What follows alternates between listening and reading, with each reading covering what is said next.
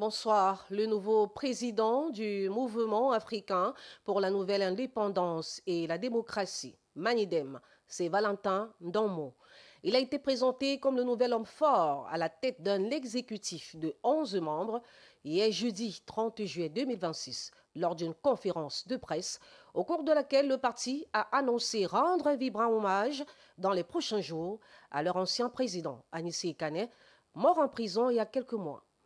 Écarté de l'organisation des funérailles de leur ancien camarade président, le parti avait justifié son absence par le fait que quelques-uns de ses proches n'avaient pas respecté les dernières volontés d'Anissé Ekane. Le Manidem entend honorer leur président Georges Anissé Ekane de regretter mémoire au cimetière national le moment venu. C'est donc une nouvelle page qui s'ouvre pour le Manidem. Quels sont les défis, les challenges et surtout les objectifs que se fixe le parti pour remobiliser ses membres et se faire présent sur la scène politique du pays? On en parle avec l'un des membres du bureau, Clément Jou.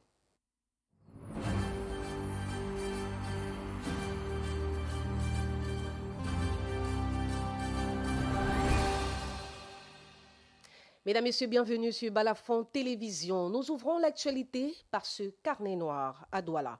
Décès du grand imam de la mosquée centrale. Dernier hommage au Cheikh Mohamed Malik Farouk. Le grand imam de la mosquée centrale de Douala s'est éteint. Le Cheikh Mohamed Malik Farouk est décédé hier à l'âge de 58 ans, après près de 2 décennies au service de la communauté musulmane. Guide spirituel respecté, homme de dialogue et fervent artisan du vivre ensemble, il laisse le souvenir d'un leader religieux profondément attaché aux valeurs de paix, de tolérance et de cohésion sociale. À la mosquée centrale de Douala, l'émotion est vive. Fidèles, proches et responsables religieux se succèdent pour lui rendre un dernier hommage, saluant la mémoire d'un homme qui a marqué plusieurs générations dans son engagement et son humilité. Reportage Jessica Tenos-Maché.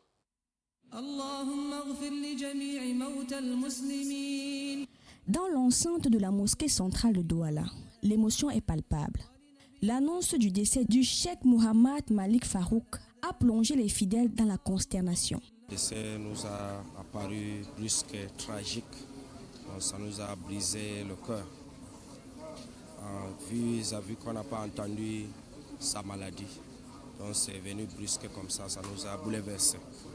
Au-delà de la douleur, les hommages affluent pour saluer la mémoire d'un guide spirituel reconnu pour son humilité, sa responsabilité et son engagement auprès des siens. C'était un homme pieux, un homme responsable, un homme qui prenait les petits, les enfants comme ses amis.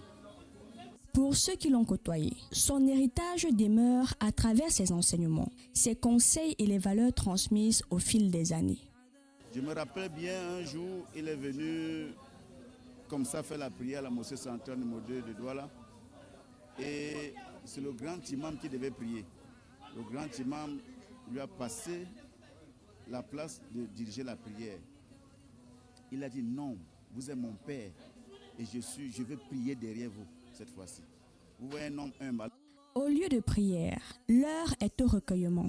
Prière et témoignages accompagnent les derniers hommages rendus à celui qui aura marqué plusieurs générations de fidèles. Tout à l'heure, le prédicateur a beaucoup prêché sur l'image du cheikh, ce que le cheikh a pu accomplir dans toute sa vie, que ce soit au Cameroun, que ce soit en Afrique et même dans le monde.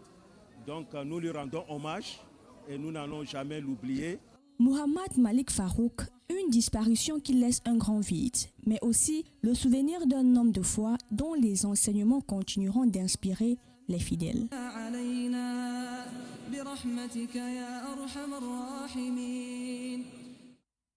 Qu'Allah facilite son chemin. Rendons-nous à Bamenda à présent où des catholiques marchent contre l'avortement, la drogue et l'inceste. Des chrétiens catholiques à Bamenda, dans la région du Nord-Ouest, ont marché contre l'avortement, la consommation de drogues dures, l'inceste et d'autres fléaux qui, selon eux, prennent de l'ampleur dans la région. Partis de Commercial Avenue jusqu'à la grande cathédrale de Mancon, ils ont prié aux côtés de l'archevêque de Bamenda, Andrew Keya, qui a condamné ces actes et souligné le caractère sacré de la vie qui doit être protégé à tout prix.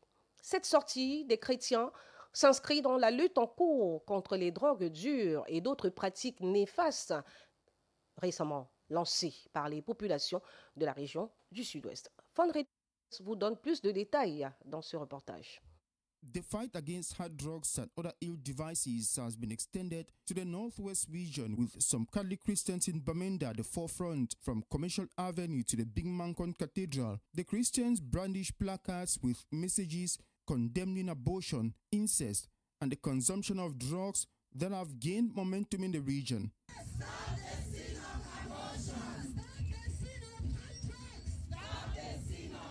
Leading a prayer at the cathedral to condemn abortion was the Archbishop of Bamenda, Andrew Keya. All countries to be able to legalize abortion. It has not yet happened here, and marches like this say that the Catholic Church totally and all Catholic Christians stand against abortion, and that it should never happen in our country, that this kind of evil becomes a legal concept, a legal practice. According to the Catholic bishop, the display by the Christians was inspired by the Holy Spirit. You will not imagine how many people would have been touched in their lives just by seeing this march, people who are protesting against the destruction of life. You cannot imagine how many people have had what we call auto-conversion, that their own lives have been converted, who were involved in the destruction of life, who now ask God for forgiveness and take a solemn pledge never to do it again. And the bishop hopes that such a march will inspire people who perpetrate incest, killings, abortion and drug abuse to repent and save their lives. Il ne reste plus qu'au Seigneur d'exaucer les prières de ces fervents chrétiens catholiques de Bamenda. Parlons de toute autre chose à présent. À Goma, des titres fonciers issus de morcellement annulés. C'est dans le 5e arrondissement. Le ministre des Domaines, du Cadastre et des Affaires foncières annule les titres fonciers issus du morcellement du titre foncier numéro 344-30/Vouri. Par cet acte, Henri Yébé entend mettre un terme à une longue série de litiges fonciers qui ont perturbé la paix sociale à Goma au cours des derniers mois.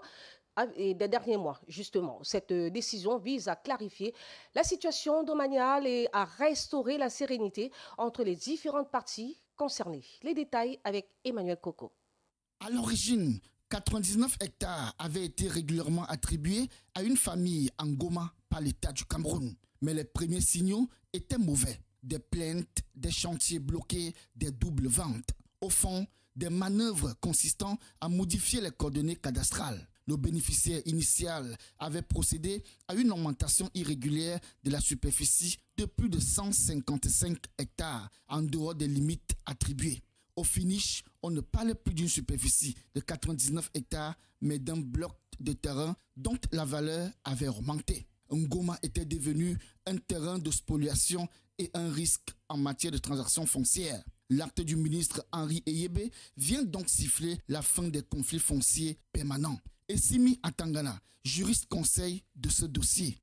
Le retrait d'un titre foncier établi sur la base frauduleuse arrange tout le monde, non seulement l'État camerounais ainsi que toutes ses populations.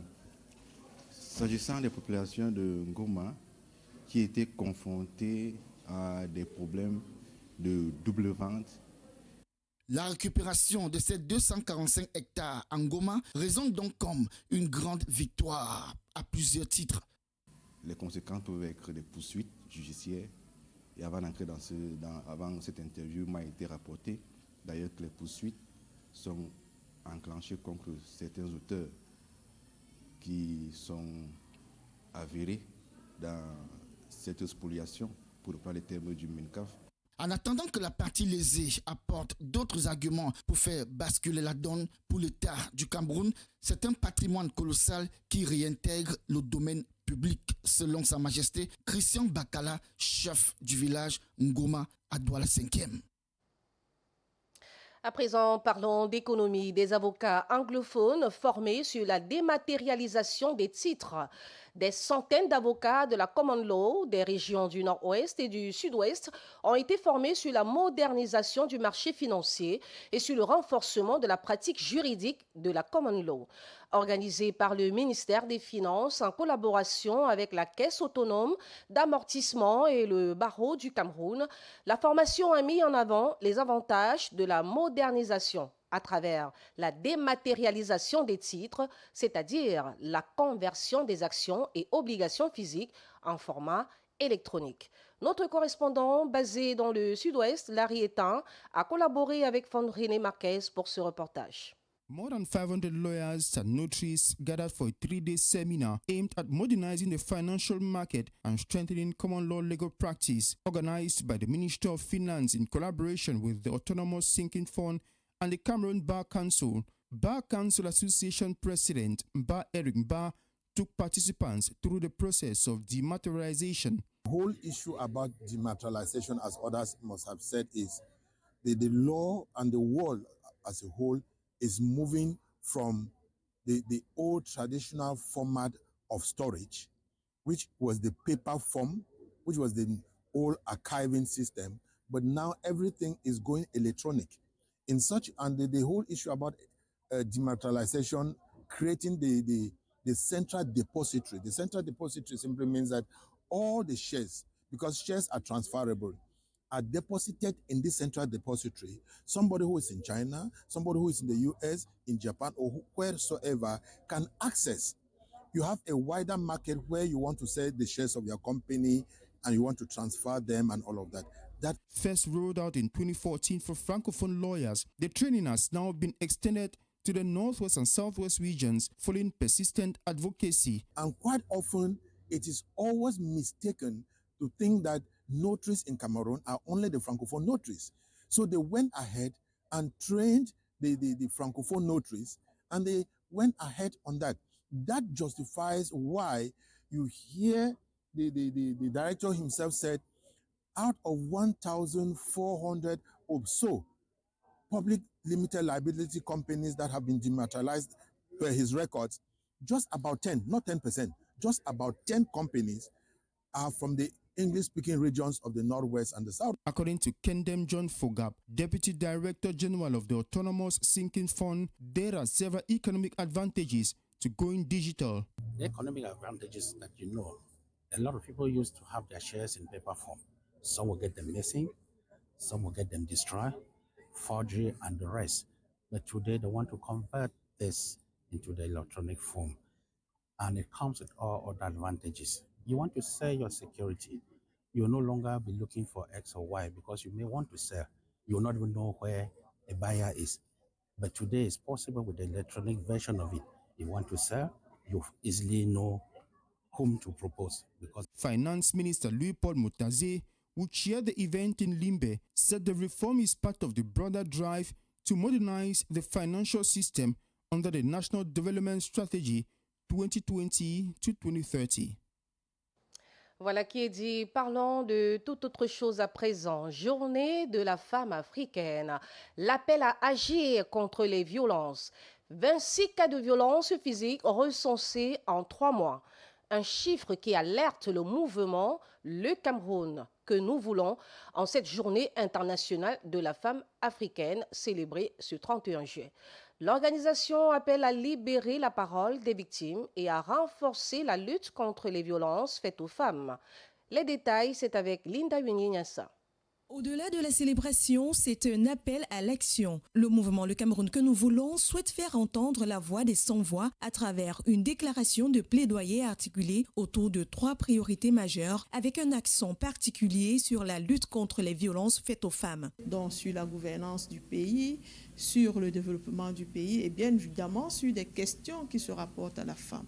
Dans ces questions-là, nous avons choisi pour cette année 2026 pour la célébration de la journée de la femme africaine, de penser aux violences faites aux femmes. Pour les initiatrices, cette déclaration se veut un véritable outil de plaidoyer destiné à interpeller les pouvoirs publics, les organisations de la société civile et les citoyens sur l'urgence de renforcer la protection des femmes. En 2025, on était déjà à plus de 70 cas. Donc, vous voyez que les chiffres sont en train de grandir, donc les statistiques sont très alarmantes.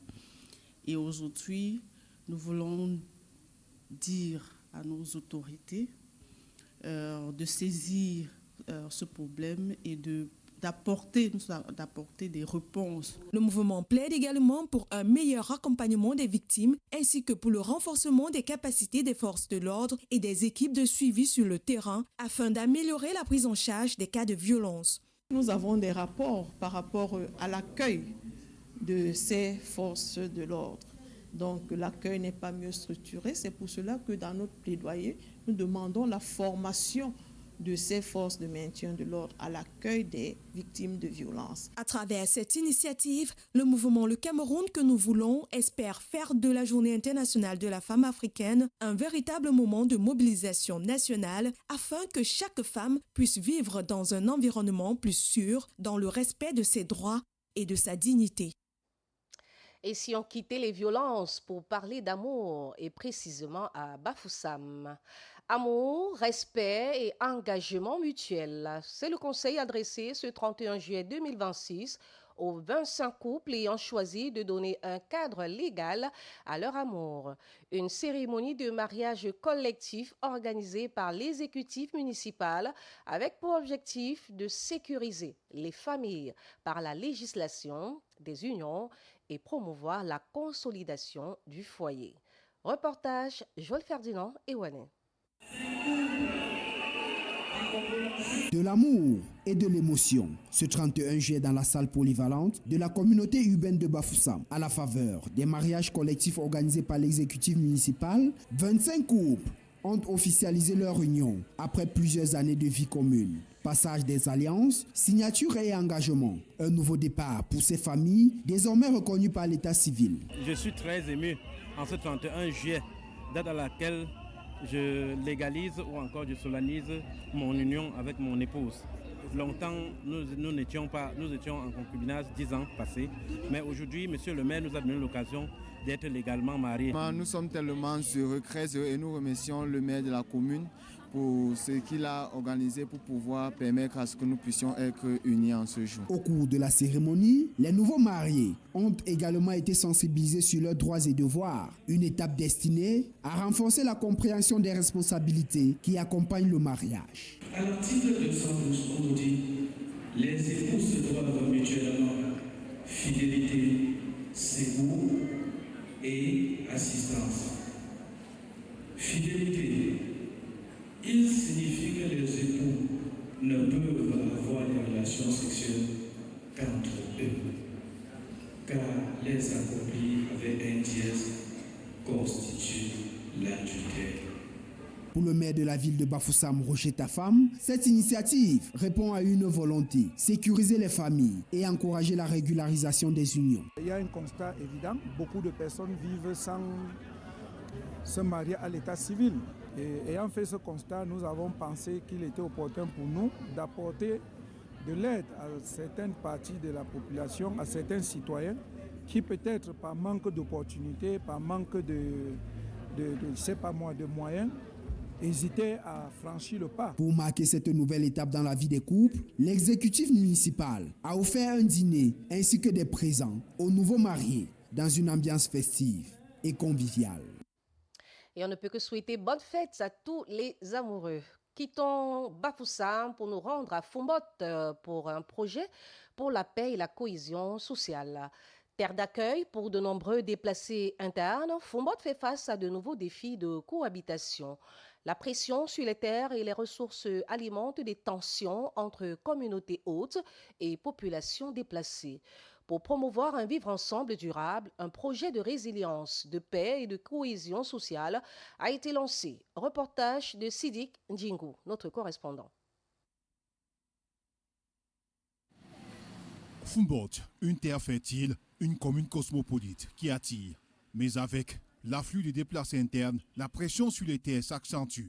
Entre agriculteurs, éleveurs, communautés, les risques de tension sur la cohésion sociale et la paix sont bien réels. Fumbodt a accueilli depuis les crises du Nozo un nombre important de déplacés internes et aussi cette venue a créé des tensions dans les communautés et une pression sur les ressources, sur les services sociaux de base, et c'est ça qui crée beaucoup de tensions de cohésion sociale dans la ville de Fumbodt. Face à ces défis, un projet entend renforcer la résilience des populations. Réunis dans l'une des salles de la commune de Fumbodt le 29 juillet dernier, autorités locales, partenaires et représentants des communautés ont pris connaissance des objectifs, des zones d'intervention et du chronogramme des activités de ce projet baptisé renforcement de la résilience, de la paix et de la cohésion sociale. Tout ce qui est proposé en termes d'inclusion, de participation, mais surtout de gouvernance inclusive, sont des éléments qui, pour ma part, s'ils sont respectés tels que les engagements sont en train d'être pris, permettront d'aboutir à des solutions concrètes. L'objectif est de mobiliser l'ensemble des acteurs, de renforcer l'appropriation locale du projet, devant favoriser une collaboration durable. Notre objectif dans le cadre de ce projet, c'est véritablement de soutenir les activités de cohésion sociale, de résilience et de paix dans les communautés. Au terme des échanges, les participants ont réaffirmé leur engagement en faveur de la paix et du vivre ensemble. Ce projet à Fumbodt est la bienvenue parce que ça peut sortir Fumbodt de beaucoup de crises et de tensions. Nous disons merci déjà à ce nouveau projet qui vient réduire ces différentes tensions et surtout aussi les tensions qui peuvent exister entre les agriculteurs et les éleveurs. À travers ce projet, Fumbodt mise sur le dialogue et la participation de communautés pour prévenir les tensions et consolider la cohésion sociale. Un choix pour transformer la diversité en force et construire un avenir plus apaisé dans le Noun. Voilà, quittons Fumbodt et rendons-nous à Yaoundé où Sébastien Oyebe nous propose les rendez-vous du week-end. À la recherche d'une sortie ce week-end dans la capitale, Yaoundé propose un large éventail de rendez-vous culturels entre le concert de la star congolaise du gospel, Dena Wana, le Living Together Festival porté par Stanley Non et la prestation de Cathy Picure. La capitale promet 3 jours d'activités culturelles intenses. Tour d'horizon des principaux rendez-vous avec Sébastien Oyebe. Ce week-end à Yaoundé, la culture ne se raconte pas, elle se vit. Des scènes de concert aux espaces d'échange, la capitale devient le théâtre de toutes les passions. Premier temps fort, l'arrivée à Yaoundé de la chanteuse gospel congolaise Dena Wana à l'occasion de la 2e édition du Moulema Gospel Talent en prélude au concert d'ouverture prévu ce samedi au Palais des Congrès. L'artiste a rencontré la presse et ses admirateurs. Pourquoi le choix de Dena Wana? Disons que sur le plan du gospel international, c'est une icône et elle transporte une expérience. On l'a choisie parce qu'effectivement, on savait qu'elle peut apporter des réponses vraiment importantes pour la croissance et le développement de notre gospel. Le public camerounais, je sais qu'il nous réserve beaucoup de chaleur pour ce samedi. Autre rendez-vous à ne pas manquer. Le Living Together Festival, initié par Stanley No, jusqu'au 1er août, le festival accueille panels, masterclass et ateliers autour du thème culture, industrie créative et Made in Cameroun comme levier de transformation et de soft power. Si je pouvais retenir quelque chose, ce serait un public qui est averti, un public qui veut apprendre, un public qui est diversifié, qui a compris que la culture est un véritable outil de nation branding ou bien de soft power.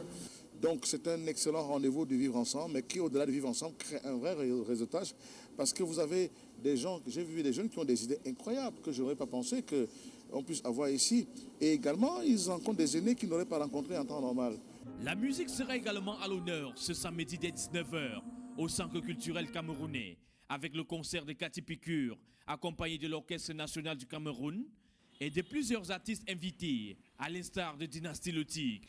Tandis que le musée national reste ouvert aux visiteurs désireux de découvrir le patrimoine historique et artistique du pays.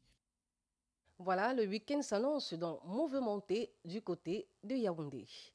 Du côté de Douala, Ngominga 2026, la lutte traditionnelle est à l'honneur. À Japoma, dans le 3e arrondissement de Douala, la chefferie Bakoko du Vouri a organisé la première édition des Ngominga, une compétition de lutte traditionnelle réunissant des combattants venus de plusieurs villages de Douala et d'autres régions du Cameroun. Une journée de culture, de sport et de communion au sein de laquelle Théodorto nous transporte. Un après-midi ensoleillé.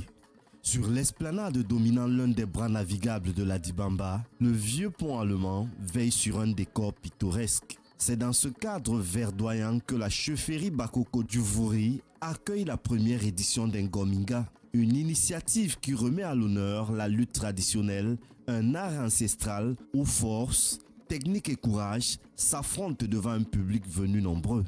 Au rythme des musiciens et des danses patrimoniales, le public prend place. L'arrivée du King Jamil Songé, entouré de plusieurs autorités traditionnelles dont le roi des Pygmées Baka, Tejan Ivebombu du canton Bel, lance officiellement les festivités. Les arbitres donnent le signal, les combats s'enchaînent sous les encouragements d'un public enthousiaste. Point d'orgue de la journée, la finale des poids lourds oppose et Passamoto, venu du sud-ouest, Mbappé, représentant des rives du Vouri. Au terme d'un duel intense, et Passamoto s'impose. And about my victory, I am very happy. No, coming here, my coach believed in me more than I believe in myself. That's why I want to thank him again. Une première édition réussie qui donne déjà rendez-vous aux passionnés le 5 décembre prochain pour un deuxième acte annoncé encore plus grand. Avec tout ce gratin de personnalités et d'autorités traditionnelles, nous avons honoré la mémoire d'un de nos fils, un héros Ngominga que tout le monde connaît. Tout le monde connaît les prouesses pour l'institution Gondo et le peuple Sawa. C'est une flamme qu'ensemble ici nous avons allumée et que nous allons maintenir allumée le plus longtemps possible. Présent pour l'occasion, le souverain des Pygmées Baka salue une initiative qui renforce les liens entre les peuples. J'aimerais vraiment amener un Pygmée faire ce tournoi pour hausser le sport au niveau des peuples Baka.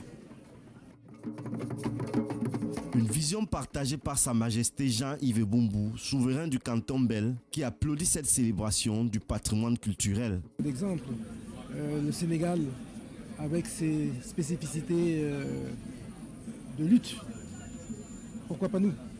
Et il est en train de nous montrer que nous avons un avenir et notre culture est très forte.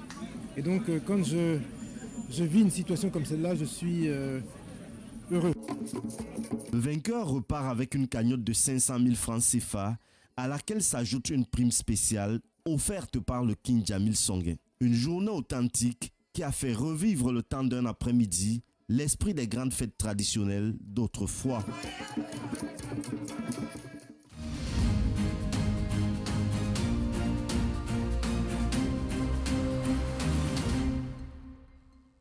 Nous voilà dans la deuxième partie du Grand Plateau. Le Manidem pourra-t-il survivre après le départ du leader historique Anissé Georges Kané? Cette question sans réponse certaine pour le moment est du moins sur toutes les lèvres des observateurs de la scène politique, à l'heure où une nouvelle équipe dirigeante vient de prendre les rênes du parti avec comme président Valentin Ndommo. Si d'entrée de jeu, le nouveau bureau se fixe pour principal défi les élections législatives et municipales de février 2027, d'autres importants chantiers de reconstruction, de dynamisation et sauvegarde de l'héritage politique de son feu président fondateur préoccupent au premier quant à la survie de cette formation politique. La nouvelle équipe pourrait-elle raviver la flamme militante, rester fidèle aux idéaux d'Anissé Kané et surtout sa détermination à ne jamais pactiser avec le pouvoir en place, symbole de la continuité d'un joug néocolonial combattu de son vivant? Retour sur cet élément avec Jean Pochouniat. 8 mois après la mort en détention de son président fondateur, dans des circonstances troubles, le mouvement africain pour la nouvelle indépendance et la démocratie se dote d'une nouvelle équipe dirigeante, présentée au public le 29 juillet courant. Vice-président, Valentin Ndommo succède ainsi au charismatique Anissé Georges Kané, avait pour principal défi à relever, reconstruire un parti à forte présence idéologique dans l'esprit des Camerounais. L'actuel président du Manidem doit œuvrer à bâtir un leadership et une notoriété à la dimension de son défunt dirigeant, qui avait mis la barre très haut dans la stratégie politique de gestion du parti. Au-delà du challenge politique que se fixe Valentin Dormo et son équipe pour les élections locales de 2027, le nouveau bureau est aussi attendu sur d'importants chantiers. Terre à jamais au sein de l'opinion. L'idée de velléité d'un bicéphalisme existant au sein de ce parti, comme ça a été le cas à la veille de l'élection présidentielle de 2025, avec un de ses anciens présidents, Dieudonné Yebga. Et même si sur le terrain du maillage territorial, le Manidem sous le président Ekane n'avait jamais voulu dépenser énergie et argent dans l'implantation du parti à travers le pays, le président Valentin Dormo et ses camarades ne devraient-ils pas aller à la conquête des élus locaux dans les 360 mairies et à l'Assemblée nationale afin de se bâtir une assise territoriale à même de faire du Manidem une force politique sur tous les plans au-delà du grand héritage laissé par son illustre prédécesseur?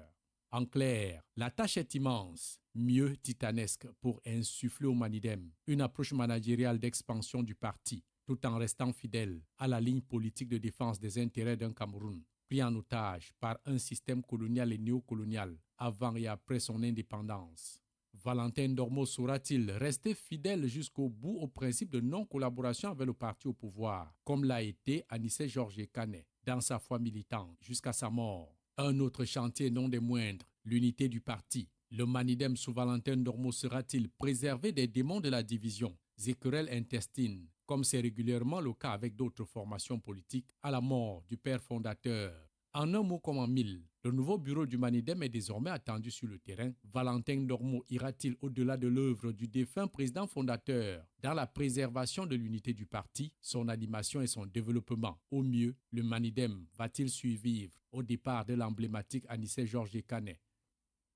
Merci à Jean Pochoniac pour cette lecture et ce questionnement sur l'avenir qui trouvera sans doute des réponses sur le plateau Grand Plateau. Nous sommes déjà avec Clément Jou, qui est membre du bureau du nouvel exécutif du Manidem. Bienvenue Clément Jou. Bonsoir Marinette, merci de m'avoir invité. Bonsoir à vos nombreux téléspectateurs. Voilà, aujourd'hui le Manidem démarre, j'ai envie de dire, c'est un nouveau départ avec un nouveau bureau, peut-être pas de nouveaux objectifs, peut-être la même idéologie, le même combat, mais il y a un nouveau bureau qui est en place et c'est Valentin Dormo qui a été porté à la tête du parti après le départ de l'illustre combattant Anissé Ekane qu'on ne présente plus. Alors, est-ce qu'on peut revenir sur le choix, les critères de ce choix? Vous savez, après le décès d'Anissé, après son assassinat, le 1er décembre 2025, le parti était sans président, mais il y avait Valentin Dormo était vice-président, ça veut dire qu'il assumait donc l'intérim. Maintenant, quand vous parlez du choix, vous savez, nous sommes un parti révolutionnaire. Et dans les partis révolutionnaires, dans la plupart des temps, c'est les anciens. Au fur et à mesure qu'on avance, c'est les anciens militants qui prennent le règne des partis. Valentin Dormo a commencé à militer en 1991 à l'UPC. Après la démarcation de l'UPC pour le Manidem, créé en 1995, il était là déjà. Et Anissé était donc président par intérim jusqu'au congrès de 2002. Il était vice-président. Alors, au Manidem, régulièrement, ce n'est pas forcément le congrès qui élit le président. À l'époque, on pouvait élire le président à un CNC, la preuve. Pour ceux qui ont la bonne mémoire, vous allez constater qu'en 2009, Banda Kani a été élu au CNC en 2009. Alors, c'est comme ça que nous fonctionnons. C'est-à-dire que le comité de direction du Manidem peut s'asseoir et élire le président en attendant le congrès. Ce n'est pas forcément à un congrès qu'on élit le président. Alors, c'est ce comité qui s'est assis et a élu Valentin Dormo, fils qui était déjà vice-président, président du Manidem. Voilà, on espère que l'administration va donc noter ce nouveau changement, parce qu'il faut dire quand même que lors des dernières élections présidentielles, il y a eu un problème au niveau de la tête, du moins il y a eu un gros souci au niveau de qui est à la tête du Manidem. Ce n'était pas un souci pour le Manidem, mais c'était un souci pour la participation aux élections. Oui, mais vous pouvez comprendre, nous sommes dans une administration, tout le monde sait comment ça fonctionne. Vous avez vu ce qui s'est passé. On ne peut pas. Vous avez vu ce qui s'est passé à cette époque-là. C'est-à-dire que nous avons vu qu'il y avait un nom et après ce nom a été changé. Et nous sommes dans un pays, tout le monde sait comment ça fonctionne. Mais franchement, nous ne nous dérangeons pas. Ce qui est sûr, c'est que ce nouveau bureau-là a été envoyé au MINAT. Nous attendons. Nous attendons. Voilà.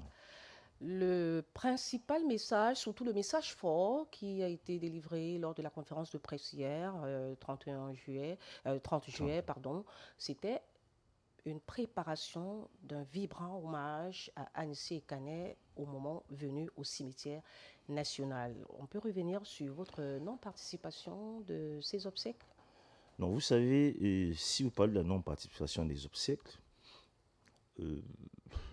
c'est difficile, mais je vais vous expliquer quelque chose. D'accord. J'ai personnellement j'ai vu Anissé 36 heures avant sa mort et il nous avait pratiquement légué son testament. Il avait dit, le parti c'est le parti qui devrait organiser mon deuil. Il a cité les membres du parti qui devraient être à la tête pour l'organisation de son deuil. Et l'administration a fait comme d'habitude. On a, sur les 11 frères, par exemple, d'Anissé, il y a 3 qui sont ralliés à l'administration et ils ont décidé de faire le deuil. On les a laissé le corps. Pourquoi nous on leur a laissé le corps? Parce que vous pensez que Anissé méritait d'être enfoui à Bomono comme il a été là? Non. Vous savez, en Afrique du Sud, quand l'ANC a pris le pouvoir, ce qui s'est passé, c'est qu'on a pris tous les nationalistes qu'on avait enterrés partout et on a créé un panthéon où on les a mis là. Au Cameroun, plus tard, on créera un panthéon pour les gens comme Anissé Kané, pour des martyrs comme Anissé Kané, Douala Mangabel, Wandjie, Moumié, Osende Afana et parce que c'est des combattants. Vous voyez? Et je crois que l'héritage, Anissé, avant de nous laisser dire que nous devions organiser, il voulait faire de son corps la lutte. La lutte, il a offert son corps pour qu'on continue la lutte. Mais le régime a compris que ça devrait faire foule. Ils ont décidé de faire ce qu'ils ont fait. Mais c'est tant mieux. Le combat continue, nous continuons la lutte et nous continuons le combat qu'Anissé nous a laissé. Et justement, parlant de combat laissé par Anissé Kané, le nouveau bureau est là et vous avez sans doute des perspectives en ce qui concerne l'actualité qui est donc la préparation des prochaines élections législatives et municipales. Comment entendez-vous agir ou vous déployer en ce qui concerne cette initiative prochaine locale? Vous savez, nous avons en sein des partis de l'UPC, de l'UPCisme. Nous avons mis sur pied en 1992 l'Union pour le changement. Mais il faut que les gens comprennent que c'est un truc vieux de plus de 70 ans. Cette manière où l'UPC se construit quelque chose, une idéologie autour de quelqu'un qui peut mettre en mal le système néocolonial. Alors, nous allons continuer avec l'Union pour le changement. L'Union pour le changement est constituée même jusqu'à présent de plus de 50 associations. Nous allons continuer avec l'Union pour le changement. Et pour les élections à venir, ce que nous allons faire, c'est que nous allons faire des listes consensuelles.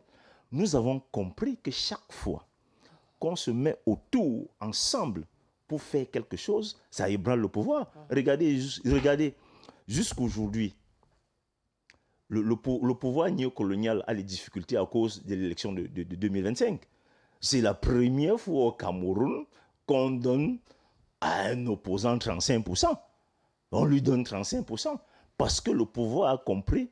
C'est pourquoi nous disons que dans notre pays, nous allons toujours travailler de cette façon. Nous avons fait ça en 92. Le candidat de l'Union pour le changement avait eu 33%. Nous l'avons fait en 2025. Il a 35%. Ça, c'est le résultat qu'a décidé de nous donner le RDPC à travers son conseil constitutionnel. Alors, nous allons continuer à travailler parce que l'opinion nous est favorable.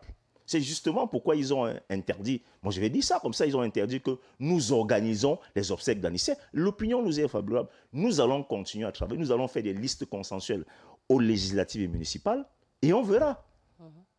Parce que nous avons compris que chaque fois que quelque chose est consensuel autour d'un parti politique ou autour des partis politiques au Cameroun, nous avons des bons résultats. Les Camerounais sont fatigués de ce système-là où il n'y a pas d'eau, il n'y a pas d'électricité, il n'y a pas de route. Attends, vous avez fait un tour dans la ville de Douala, madame. Vous avez vu la nationale numéro 5, madame. Il y a des gens à qui, en 10 ans, ils ont géré 5 000 milliards de francs CFA pour les routes. En 10 ans, on a fait 60 km de route pour l'autoroute Yaoundé-Douala. Est-ce que vous trouvez ça normal dans un pays comme le nôtre, où les gens sont sous-scolarisés? Vous voyez, il y a dans certains villages, il n'y a pas d'école. Nous voilà proches de la rentrée scolaire. Vous allez vous rendre compte que les enfants qui n'ont pas eu, par exemple, le concours d'entrée en 6e, c'est officiel, tout le monde sait que vous avez 100 000, vous faites entrer votre enfant au lycée. Ah bon? Oui. Si vous menez une enquête, vous allez le constater, menez une enquête. C'est reconnu, il y a des choses qui sont officiellement reconnues au Cameroun. C'est-à-dire que vous voyez que les écarts deviennent la norme. Et c'est ça que nous combattons. Nous combattons l'illégalité. Nous sommes pour la justice. Pour tous. Voilà. Voilà, justice pour tous, et je pense que vous faites bien de le dire. Lorsque les partis essayent de s'assembler, de se rassembler, il y a toujours une force qui s'y dégage, parce qu'il y a des gens qui disent qu'Anissé est parti, c'est fini avec le Manidem. Non, vous savez, moi je milite depuis une vingtaine d'années. Hein. Ça veut dire que quand est mort le 15 septembre, le 13 septembre 1958, celui qui a pris la tête de l'UPC, c'était Moumié. Et quand Moumié a été assassiné, a été empoisonné à Genève, il est mort le 3 novembre 1960, Wandjie, qui était en exil, est rentré au Cameroun en 61. Il a reconstitué l'UPC où il a fait des bureaux, des comités directeurs où à la tête il y avait Ougli Massaga.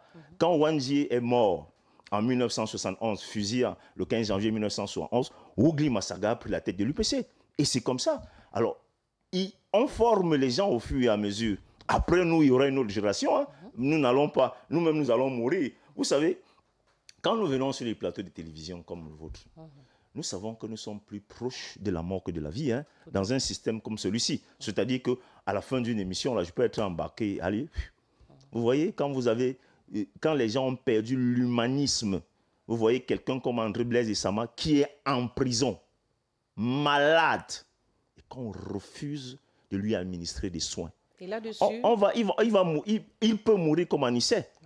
Et est-ce que vous vous rendez compte? Vous avez des prisonniers politiques, les Binoum Nussak, les Alain Fogué, Ndjekam Tchameni, Parfum Voum.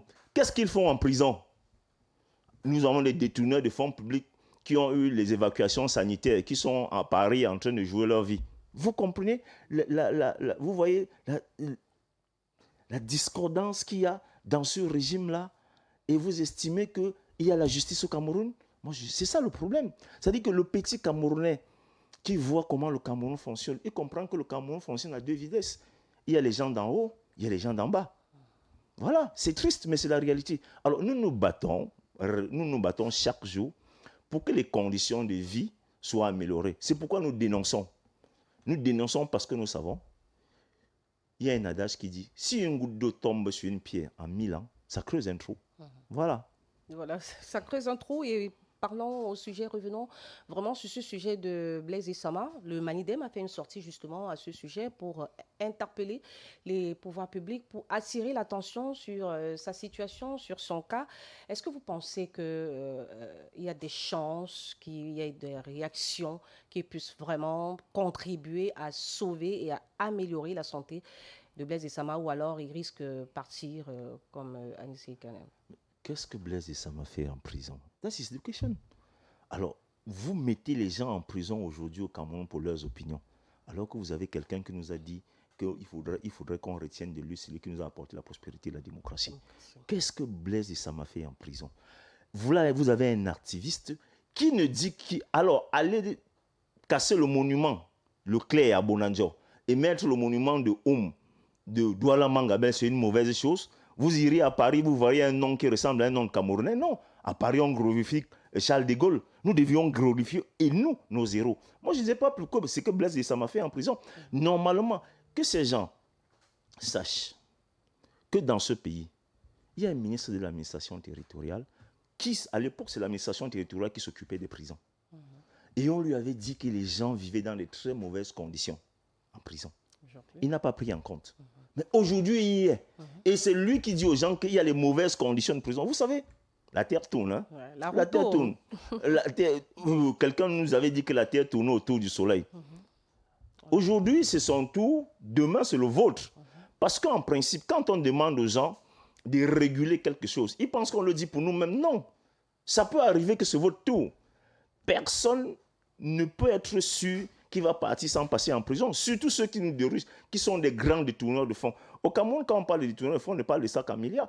Comment les gens ne peuvent pas avoir un grand humanisme pour quelqu'un qui a un diabète aigu? Que vous, président du tribunal, il arrive devant vous, vous voyez les blessures qu'il a et la gravité de sa dégradation. Et vous restez indifférent. Moi, je me demande comment ces gens-là dorment souvent quand ils arrivent chez eux. Quand ils regardent leurs enfants là, ils se disent qu'après eux, qu'est-ce qui va se passer? Qu'est-ce qui va se passer après eux? Qu'est-ce qu'on retiendra d'eux? Bon, malheureusement, comme j'ai souvent l'habitude de dire, si vous demandez à ces gens aujourd'hui, à quelqu'un, est-ce que vous pouvez me citer le gouvernement de 1975 que Ahidjo avait fait? Il y a plein de ministres que les gens ne reconnaîtront même plus leur nom. Mais vous avez les noms des gens comme les Issama, les Kane, qui restera.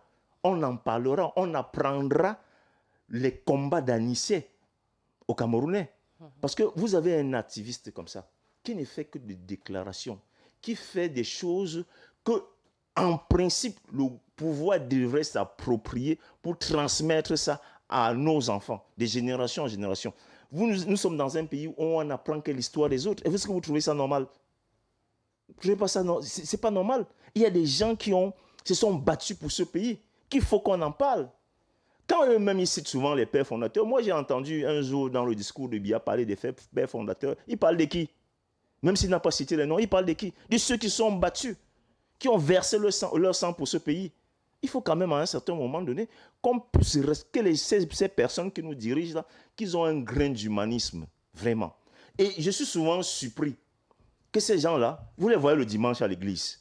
C'est pourquoi il y a trop d'hypocrisie. Dieu est miséricordieux, Dieu accepte, Dieu fait pleuvoir sur les bons et sur les mauvais. Et Dieu demande qu'on laisse les gens mourir. Dieu ne demande pas de tuer. Qu'on laisse les gens mourir dans ce cas-là. Dieu ne demande pas de tuer, mais Dieu ne rejette pas ses enfants, il ne rejette personne. Donc là, on ne va pas juger la foi, on ne va pas juger... Non. Ce que moi je dis à madame, c'est si vous êtes un chrétien, ça veut dire que vous avez un grain d'humanisme. Vous avez ce qu'on appelle pour les chrétiens le pardon. Vous ne pouvez pas laisser quelqu'un mourir comme Issama. Tout le monde le voit partir à petit feu. Est-ce que c'est logique dans un pays comme le nôtre? Et demain, quand on va dire que la dictature de M. Biya tue André Blaise Issama, les gens vont s'offusquer. Les gens vont dire, ouf, vous êtes trop dur. Depuis qu'on en parle, qu'est-ce qu'il fait en prison? Voilà. On retient comme que dans la Bible est bien écrit, comme vous venez de le souligner, soyez miséricordieux comme votre Père est miséricordieux. Et alors, avant de sortir de cet entretien, il faut rappeler que l'espoir est permis parce que tant qu'il y a la vie, il y a de l'espoir et la seule façon de pouvoir changer les choses, c'est par les urnes. Et qu'est-ce que le Manidem prévoit? Est-ce que vous avez engagé des mouvements d'inscription sur les listes électorales? Est-ce que vous avez prévu des séances ou alors vous avez des stratégies pour amener les Camerounais quand même à sortir et aller se faire inscrire, à croire qu'un nouveau Cameroun est possible et que ce sera par les urnes? Vous savez, nous travaillons sur le terrain. La preuve, c'est que vous avez vu que nous avons présenté un nouveau bureau.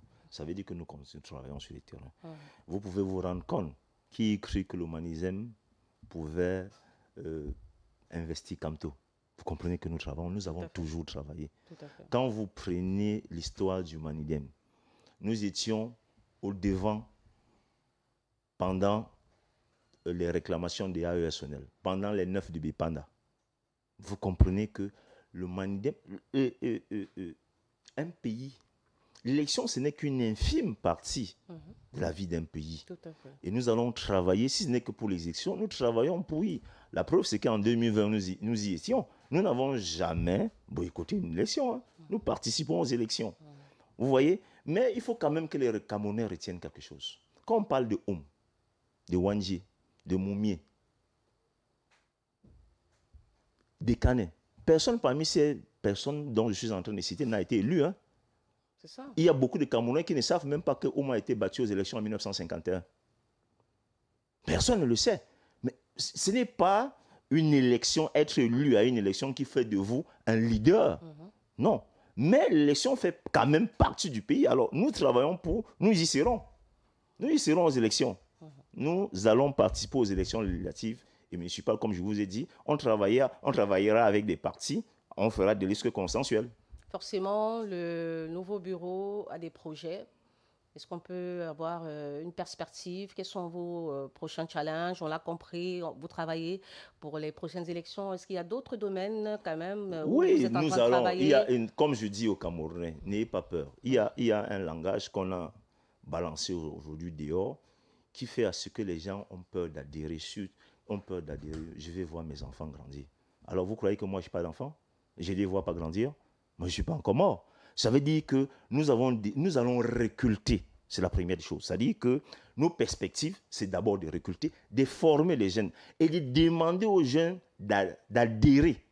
Parce que pour vaincre un pouvoir néocolonial comme celui de Yaoundé, c'est le rapport de force. Hein? Ce n'est pas deux choses, c'est le rapport de force. C'est le rapport de force qui met en décrépitude les régimes néocoloniaux comme celui de Yaoundé. Alors, nous travaillons dans cette perspective-là. Quand un peuple décide que vous ne pouvez plus rester, vous ne restez pas. C'est pourquoi on dit que le pouvoir, c'est au peuple. Alors nous demandons donc aux jeunes, nous ne pouvons pas être dans un pays où les jeunes sont plus de 70%. Et qu'il y a un groupuscule de personnes qui ont carrément confisqué le pays. Ce n'est pas possible. Ce n'est pas possible. Alors, les jeunes Camerounais doivent prendre leurs responsabilités, doivent adhérer aux partis politiques, doivent suivre des formations. Et c'est ces formations-là qui vous permettent de savoir revendiquer votre victoire, non seulement votre victoire, mais ça vous forme vous-même de vous exprimer dans la vie au quotidien. Au Cameroun aujourd'hui, si un camion de gendarmerie gare par exemple devant une buvette, les gens les ont à peine vus, tout le monde a peur. Est-ce que ce n'est pas normal? Si quelqu'un vient vous interpeller, qu'il vous dise pourquoi il vous interpelle. Voilà. Alors, c'est pourquoi on demande aux jeunes de se former. Voilà. Et c'est dans cette formation-là que nous pouvons. Déjà, inscrivez-vous sur la liste électorale, c'est quelque chose de fondamental. Tout à fait. Le jour du vote, allez voter, ça ne suffit pas. Contrôlez vos votes. Et les élections législatives et municipales, ce n'est pas comme la présidentielle. Hein. Ça dit que les résultats, c'est là. Moi, je me rappelle, à Voris 5, en 2020, les élections sont finies à 18h, on a fermé. À 21h, nous avions les résultats. Voilà. Et c'est ça, les élections législatives municipales. Donc, en un mot, que les jeunes se lèvent pour aller se faire inscrire sur la liste électorale. Exactement. Merci d'être venu, Clément Jo. Merci de m'avoir invité. Merci également à vous d'avoir suivi cette dernière édition de la semaine et du mois de juillet. Rendez-vous, s'il plaît à Dieu, à lundi, la semaine prochaine. Bon début de mois d'août et bon week-end à tous.